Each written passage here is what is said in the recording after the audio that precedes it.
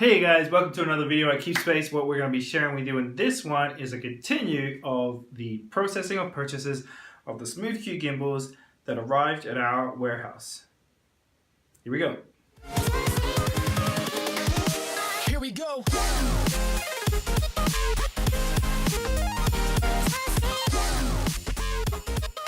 So this first video I'm going to be showing you is actually the gimbals arriving to the warehouse. Here it is. So here is 2 of the 4 boxes that we had of the stock that we had arrive. So we got 40 units of these now. We had through a customs in regards to the lithium batteries that were inside of them, which did require some approval from customs, but we got that through. Quite a few of these. Now something that we got on the side as well is some GoPro holders. So it's effectively you put your GoPro inside this, and then after you put your GoPro inside of this, you'd put it on the gimbal, so that way you could show your GoPro with your SmoothQ instead of it just being your smartphone. So we got 10 of those, 40 of those, and that's always of interest to people is what's the custom details that usually come through. Details. Now this is the one supply that we had. It sent them. What is the product? How many of them? What material? What's their value? And then what's their total value? So in the previous video, I talked about how I was going to show you 2 videos and I didn't actually attach it in due to my amateur video production. Sorry to everyone who I misled, but as promised, here is that video about the Excel spreadsheet to go over the numbers in detail of that painful purchase that was done. So without further ado, here it is. So each of these columns is for a different supplier and range of products. Now in the previous video we talked about 2 suppliers who we had originally purchased the initial 20 units from. Now when we purchased those first 40 units together, it was at an exchange rate where the US dollar was 80 cents each. It was 80.08 at the time of the exchange. And that exchange rate was based on the ANZ exchange rate, not Google's or anyone else's. So this was what the market rate was giving it plus their margin. So if you're wanting to know how to exchange the US dollar to the Australian very quickly on your Excel spreadsheet, here is a pretty straightforward calculator that you can put through. You just put in the 2 currencies, the original base and the currency you want to exchange with.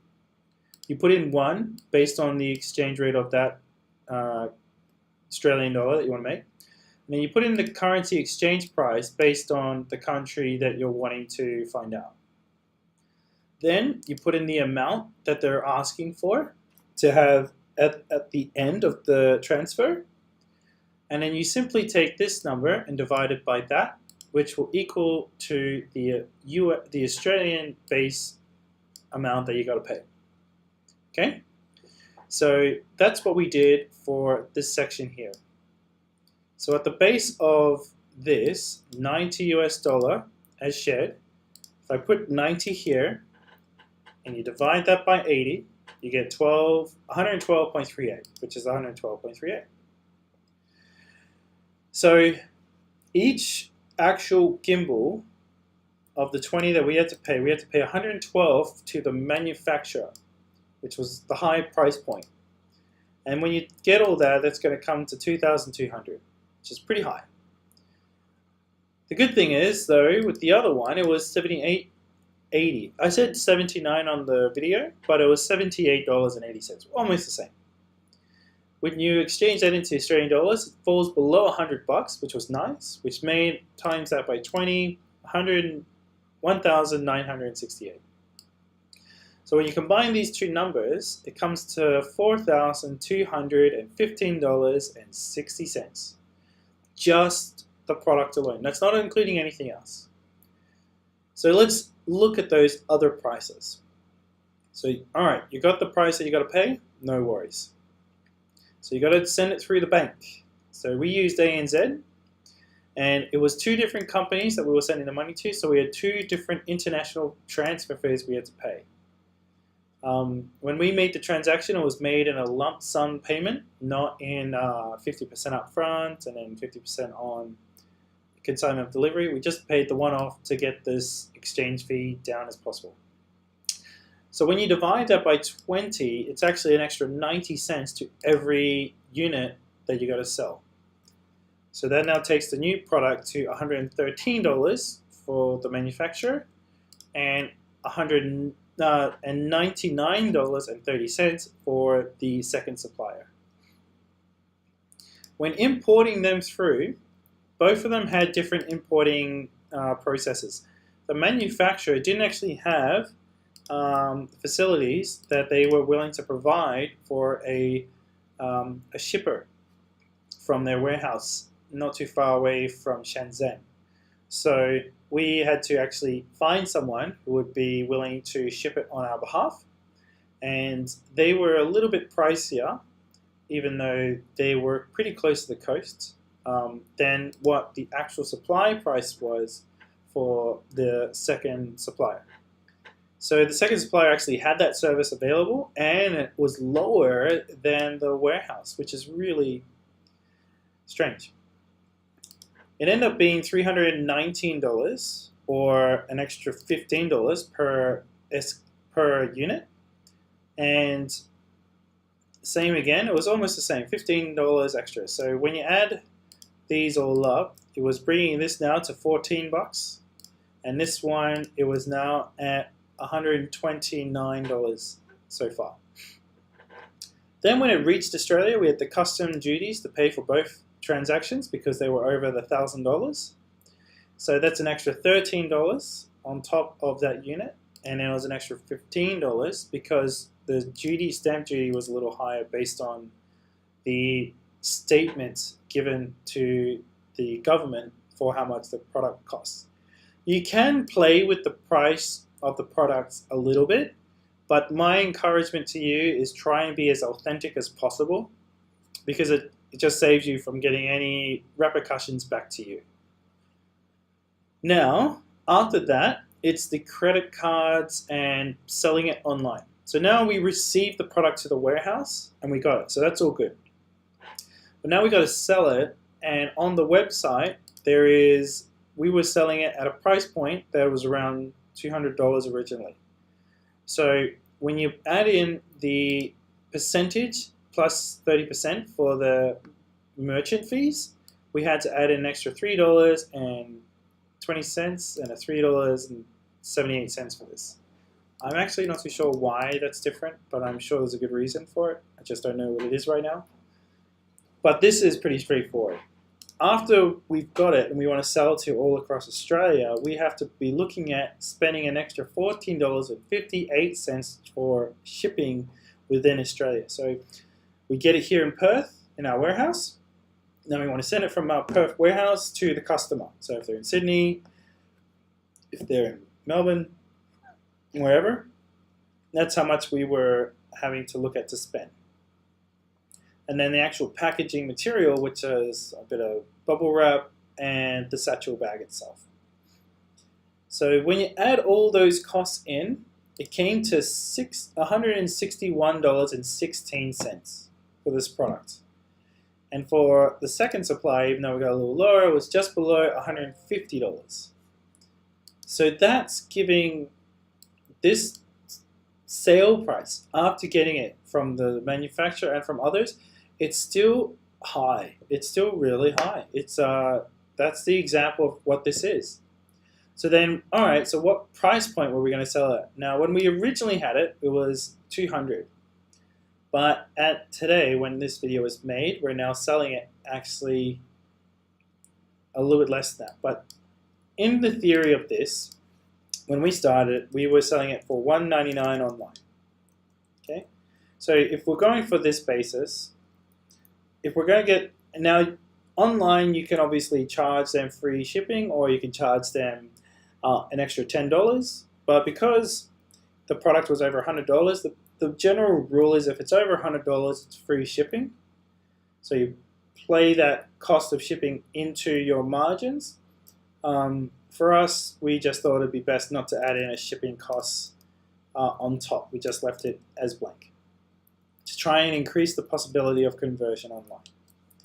So then at that price point of $199, that then gave the option. Why is that? That should be okay. Good.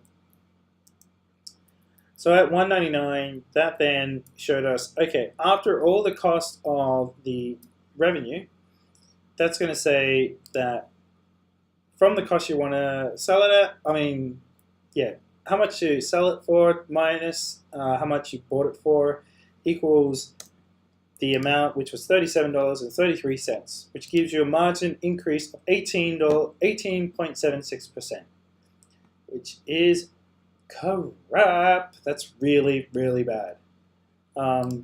This one here is the markup. Usually that means it's just the difference between the markup price and then how much of that markup can affect your bottom line. But mainly it's these two numbers that matter. So the margin, you always want to have margin at 30%. So if we genuinely wanted to get margin at 30%, I might have to go to $250 to sell this online. But I also am very well aware that the market will not purchase at that price point. It's too high. So the market was more comfortable to buy at $199, which then means it's forcing my margins to take a dive. Obviously, if I had purchased, say, 200 units, right there, purchasing 200 units at that price point, which is still stupidly high, it would actually have brought it down to 80 from the manufacturer point of view. That there changes quite a bit in regards to, oh, well, I gotta do that too.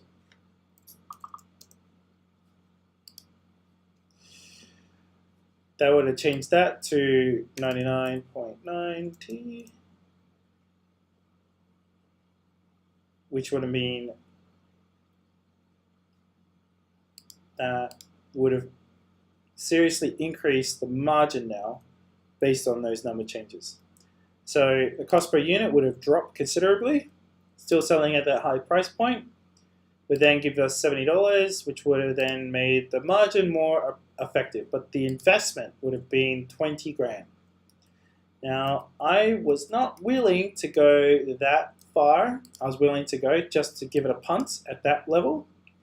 But obviously, when you start playing at higher numbers and larger volume, then that's where the opportunity for these kind of things can happen. So if you look at this last little bit here, the initial investment of everything by the unit, so this amount, C28, the total cost, times by the amount of units, made 3,200. And for this one here, it showed us a little bit less of an investment for the products from the second supplier. But if you wanted to know further theory of when you have a product and you want to figure out, okay, this is how much it's going to cost, I'm going to really realistically need to sell it at maybe 170 to increase my margin, or I take a hit on the margin, test the waters, and then buy more volume to decrease my cost per unit to be able to get this through. Obviously, having a higher cost per unit, you may get a higher import shipping because you're getting more volume shipped, plus your custom duties will increase a minor fraction, but you put that into play to figure out how your costs will be as you go through for your next component. So I hope this has been helpful, and if you have anything in regards to questions about this, please leave a comment below. We'll definitely answer you guys, but I hope that this will help some of those questions about the true cost of shipping products to Australia or your country and knowing how to sell it with a solid margin of 30+%. Thanks so much everyone for who has stayed to the end of this video, and I just want to personally say thank you to everyone who has subscribed.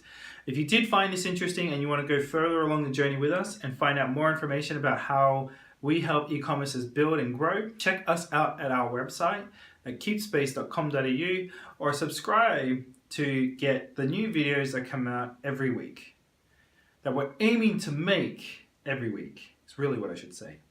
I genuinely want to make a video every week, and I said that last time, but I'm going to get into this habit of making these videos so you guys can actually get more content around what it is to do e-commerce, ship goods, sell goods, and so forth. So the next video is going to be about WordPress and us setting up a domain, a hosting, and a theme.